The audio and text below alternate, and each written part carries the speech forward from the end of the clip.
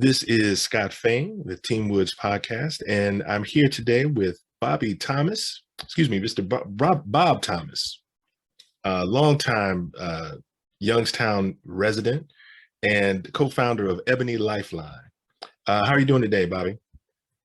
I'm doing pretty good. I just like to add something to my name that I think Please. people would like to know. My name is Robert F. Thomas Frank. That Frank stands from my uncle, Frank Fulton. I was named after him in that content. And he didn't know that till about 3 years ago. Oh. So happy to hear that. Well, I'm glad you corrected the record. I wanted to get started talking a little bit about Ebony Lifeline. First off, what is that? And can you tell us a little bit how that got started? Well, Ebony Lifeline is a group that started about 25, 26 years ago. And it was a program set to help minorities, Black, Puerto Ricans, Asian, whoever, to stay sober, because they would go into treatment centers and they would go to the meetings at the treatment centers and they would stay sober. But after a while in these treatment centers, every month they have the same speaker for Monday, for Tuesday, and they just rotate. And so after a while they get bored and then they get drunk, So Ebony Lifeline had a few fellows and a few women that had been sober for quite a while, and they had been through these treatment centers. And the purpose was to make sure that they know that they're going to these meetings, whether it's Alcoholics Anonymous, Cocaine Anonymous, or Narcotics Anonymous, Smoking Anonymous, whatever, that they have to go for themselves, because all the meetings was in the suburbs.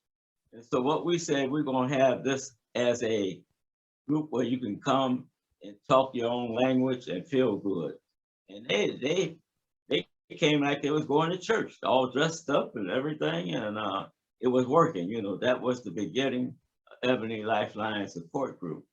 And so it helped many people. A lot of them guys that came through had become preachers and lawyers, and they just living a good, positive, responsible life. Can't help everybody, but I think our percentage was up in the 90s of these people staying sober, because in the group we could tell when somebody has a leadership ability, and we would make them the chairman of that meeting for 2 years, and that just proved to work. Okay. So where did you operate from in the beginning, the Ebony Lifeline? We operated from Neil Kennedy Recovery Center on Youngstown, on the south side of Youngstown. That's where we originally started, right there. And okay, we had people that were really coming, Mm-hmm. So someplace in the neighborhood. In the neighborhood, right there in the neighborhood. And the key to it was that they were right there and they were comfortable, and so they would come back, like I stated before, Right. And we right. let them know, and we didn't pull no punches, with people that had any doubt about staying sober, that they had to get out through the other meetings. We were just a place for you to feel comfortable, talk your own language, and we didn't have no yawky stuff going on. Well, tell me a little bit about the podcast, because it connects, right? The Life on Life's Terms podcast that you guys do. Oh yeah, the radio show. Yeah, we do that. Been doing that.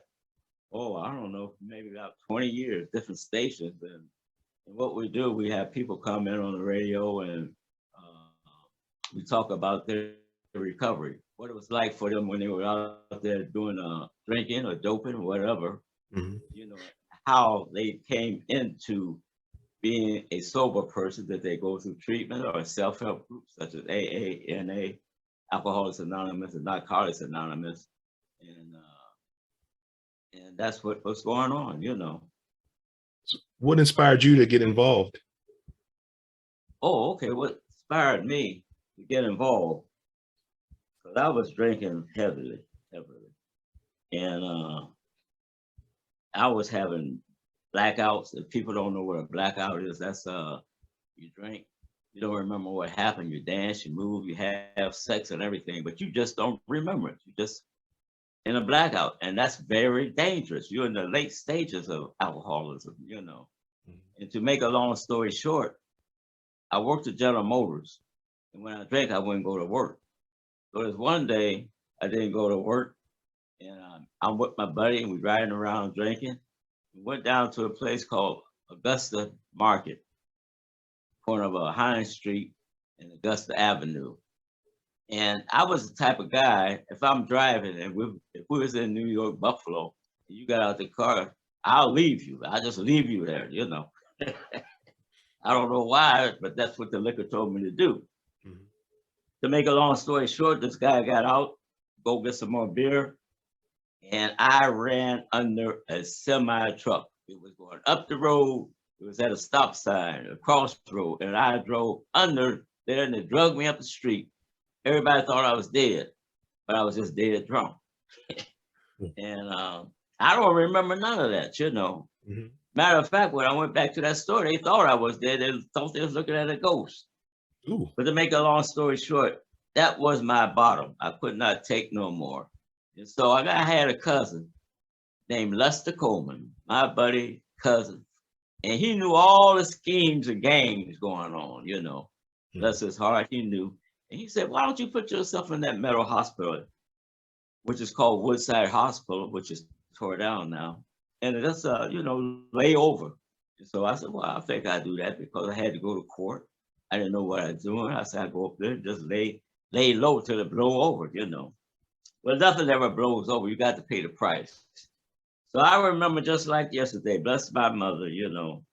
I was getting ready to go in there. I said, Mom, I don't think I'm going in there. She said, boy, you better get your booty in there, you know. So I went in there and I seen some things that I never will forget, you know. Young guys, 14 to 16, coming in getting shock treatment, you know. It just one guy came in just on the weekends and he left, you know, through the week, just like it was a hotel. But the one thing about it, that's where I met my sponsor. Sponsor is somebody that comes and kind of tutor you and mentor you and show you how to stay sober. And he was a probation officer. And he helped me, he helped my family. And this is where I first got sober. You know, and that was November 13, 1972. And I've been sober now for 51 years, going on November 13th will be 51 years. I don't want to get ahead of myself, so I'll just say 50 years I got right now, coming up on another year, a day at a time. All right. Amen to that. Well, I wanted to, before we leave the topic of the radio show and everything, where can people hear it? I'm going to put a link to it as well, but where can people hear your show? They can hear it. I don't have the number, but it's let's get back to, I have to. You know what? I got the link. I'll put it up when we put this together. So I'll take care of it. Thank you. But I wanted to talk to you just a little bit about your music. Matt was telling me that you did some music back in the day. What was the name of your band? The Marvels. Oh, the Marvels. Okay.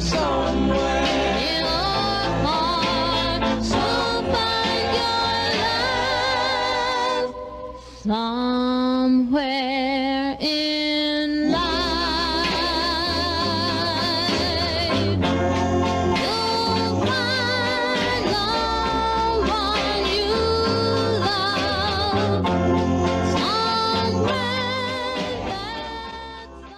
Okay. Marvels, we made this song and you can get it on your phone called Somewhere in Life by the Marvels. You know, if you can get it on your phone, you can play it for your audience. Because it's on the phone, you know, if you just play music or whatever, it's #1. And we made that record back in 1958 or 59. And we were good. How did you get started with it? Well, we got started through my Aunt Letha, bless her soul, because she wanted us to have something positive to do. So she got us in touch with a Reverend Leslie Parker. He has passed away. He taught us how to sing gospel. We were singing gospel songs, myself, my cousin Earl Marshall, Archie Beck, who passed away, and myself, you know, and Stanley Pondexter, who became a minister. He has passed away. And we were singing, you know, gospel singing. We call ourselves Starlight Juniors. And, you know, from there, we went into the rock and roll or rhythm and blues or whatever, you know. And it was a wonderful time, you know. What did you play? Well, I didn't play nothing. We sang, you know. Oh, okay. And I was Like, first tenor. was it doo wop or? No, it was good old fashioned gospel, you know. Good old Okay. I'm talking about once you got into like rock and roll music is what I meant. That was it doo wop style or whatnot? Yeah, definitely doo wop. Yeah, it was doo wop. Yeah. How many family members were in the band? Well, it was just me, Lester, and Earl Marshall. We were the family, you know. Then we had other people like Arthur Coleman and like I was saying, Archie Beck was there.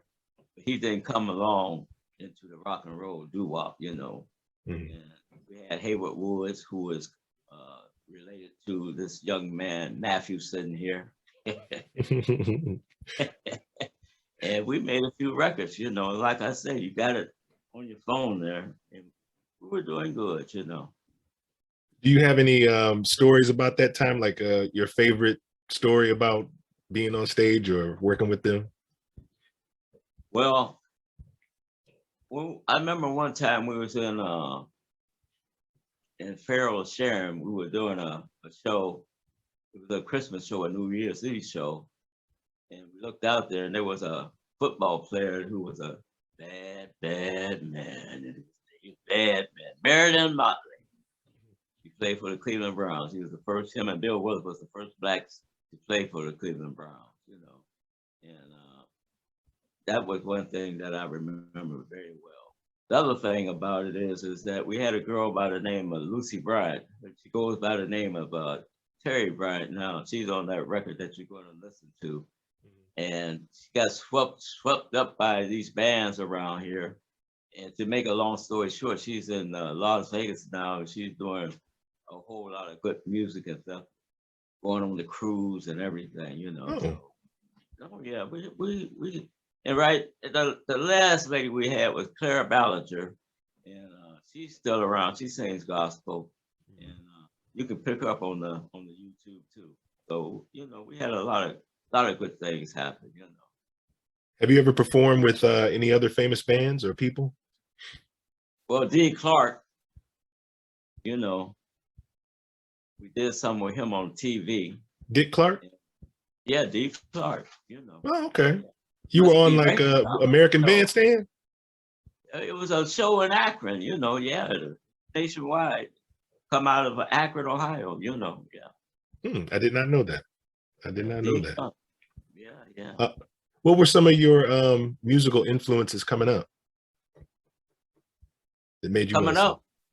Well, we don't sing no more, you know. We're kind of in semi-retirement, you know. What we do now is just reminisce, you know. That's all. You don't still get out there and harmonize with your buddies every now and again? Well, once in a while we might hit a note or two, you know. But we don't do nothing for the entertainment like going into the clubs or nothing like that, you know. That part is over, you know. All right. Well, I like I said, I'm always curious. I have a little bit of background like that myself, so I'm always curious about musicians and fellow musicians. My last question is just I'm curious. Do you remember what the first album you ever bought was? The first album? I'm trying to think. It was by the Clovers. One Mint Julep, you know. One Mint Julep. Yeah, by the Clovers. Yeah. Okay. That's one first. Yeah. It was a good record. One Mint Julep, you know. That was the first one you bought yourself? Yeah. All right. I would. All right. Yeah. Well, thank you again. Well, you're quite welcome. Thank you for having me as one of your participants. Yes. All right. Okay, this is Clara Wilson, who was our lead singer on many of our records. This is Lucy Bryant, who you will hear on the song Somewhere in Life, our very first song. This is Hayward Woods, who was the baritone. This is myself, who was tenor and soprano. This was Arthur Coleman, who was a lead singer and also a tenor. And this is the great late Lester Coleman, the man of all men. This was Earl Marshall. He's up in Detroit doing good as a musician, playing in clubs and got jobs at different churches and everything. And this is Gertha Price from the Sharon line, better known as McGuffey Heights, they say. And he was a good tire. And this here is Howard Garrett, who is also a relative of Aunt Meddy Fulton, and he's passed away. And he was a lead singer on a few of our records that we made. This is Davey Wallace, who was a tenor. He took Arthur Coleman's place when Arthur had an accident with a fire. And this is Walter Thornton, the saxophone man, bad man with the horn. And this is Joe Harris, who was our drummer. And we had a good band and a good singer, and we are proud of what we done. And if you hear our music, you will like it and love it like we do. Thank you. Honey, you better be cool. You know you played me for a clown. You messed around, now I'm gonna put a hurting on you. Oh, now I'm gonna put a hurting on you. So baby, just follow the rules. I'm gonna put a hurting on you. So honey, you better be cool. You know you spent all of my name. You wipe your shame, now I'm gonna put a hurting on you. I've been reading upon little magic, the potions about to do. She's even made a doll in the image of you. I'll stick